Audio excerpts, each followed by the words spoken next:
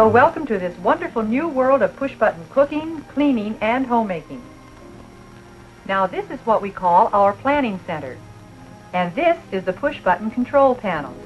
There's a button that turns on a built-in color television set that brings entertainment into your miracle kitchen of the future.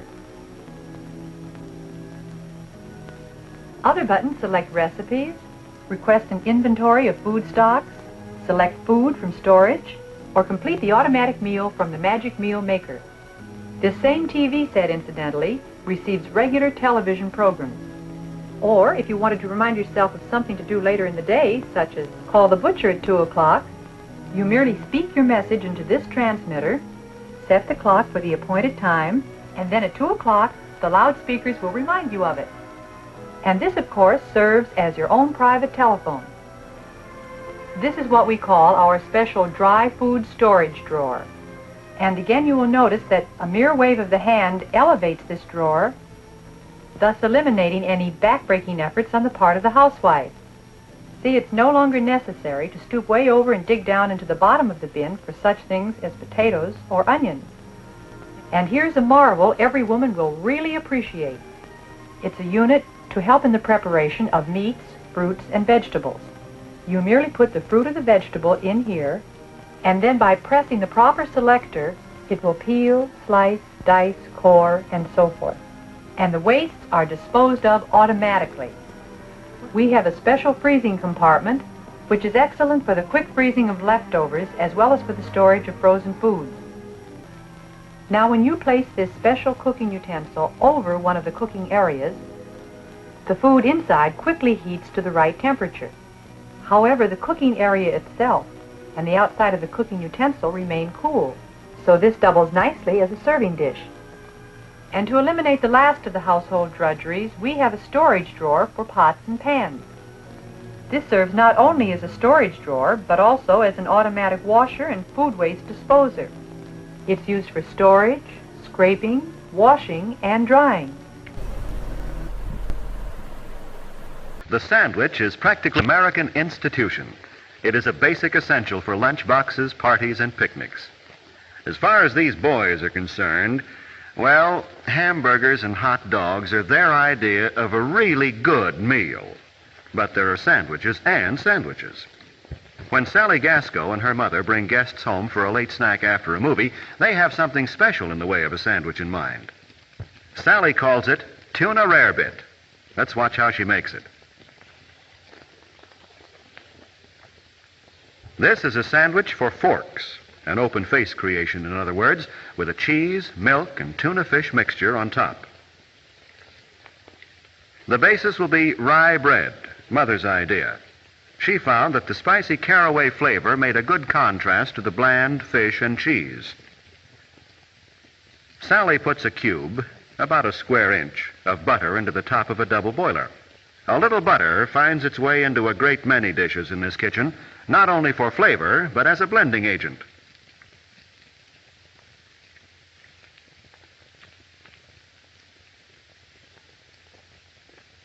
Part of the trick to entertaining unexpected guests is keeping on hand certain generally useful foods. One of these is cheese of an easy melting type, which Sally is going to use as a base for the rarebit. To speed the melting, she cuts this into slices in the milk and butter mixture, while Mother butters the bread. The simmer flame keeps the water boiling gently while the cheese is melting, so that Sally can go on to other tasks. She adds the canned chunk-style tuna fish, and notice that she uses a wooden spoon to avoid discoloration of the mixture. Although the tuna rarebit is fairly substantial food in itself, it is a good idea to add something for variation in color and texture. Mother is making a salad dish: celery, radishes, olives, and pickles. Sally adds potato chips to the menu. They used to be exclusively picnic fare, but they've joined the host of useful accessory foods which make entertaining so much easier and more fun for teenagers. The bread was toasted quickly in the broiler, and the rarebit is nearly ready to serve.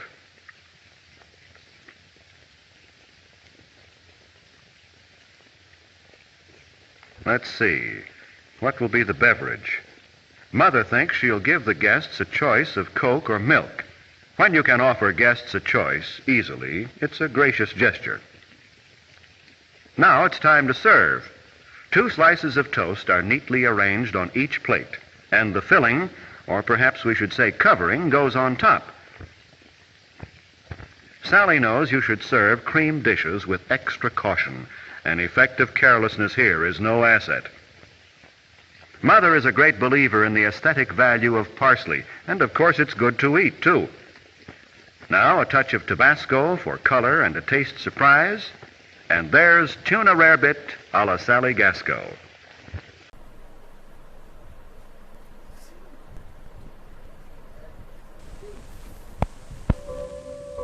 We are at B minus 30 seconds here in the blockhouse. That's Mr. Block behind the morning paper. Can't do a thing until he gets that first cup of coffee. Jim's thoughts are pretty far away, about 10,000 light years away. Mother, as operations chief, makes a final check of the instrumentation. Water boiling, ready for the cereal.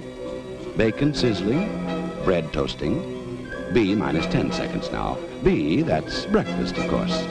7, 6, 5, 4, 3, 2, 1, breakfast. Breakfast, a time for traditional scurrying in many homes. But here's one homemaker who has everything under perfect control.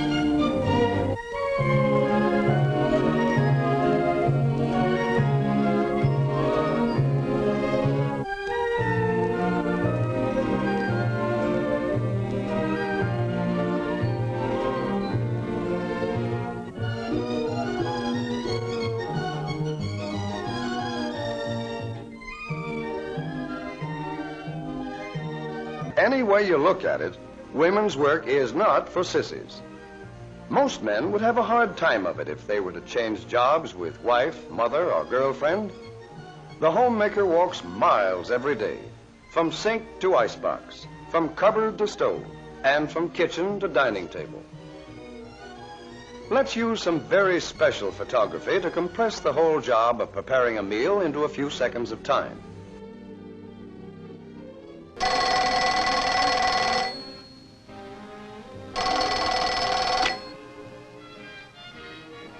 As a convenient place for the telephone and for making out menus and market orders, we also included a planning center. The planning desk is actually a drop-leaf table on casters, which can become a tea cart or an extra work or dining table. Some things to consider about you in planning your kitchen. First of all, cooking. If you're the type who's anxious to get the cooking over with so you can do something else, a compact kitchen is the only answer. On the other hand, if you truly enjoy tempting the family with new dishes, you'll want one of the 2 basic types of cooking centers. A section of your kitchen definitely planned around your talent and interest in cooking.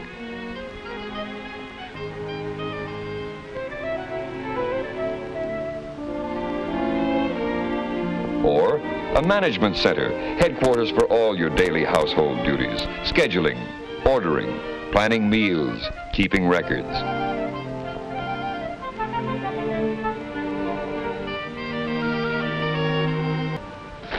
Shopping? Maybe you like getting out to market 2 or 3 times a week.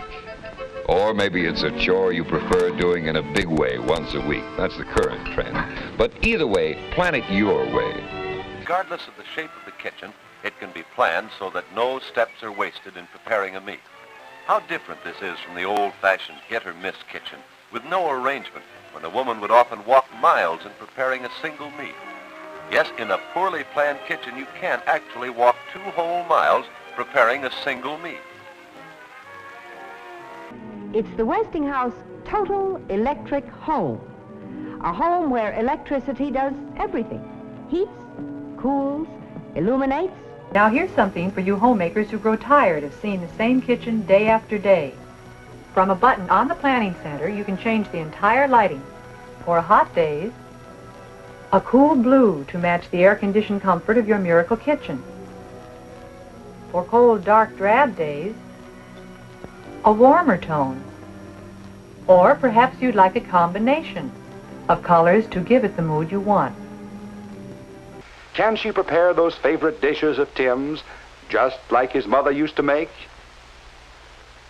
What would he like for dinner? He just loves chocolate cake. Go ahead, try one. Will Tim be surprised? No, Margie, your cake didn't turn out so well because you misunderstood a term in your cookbook.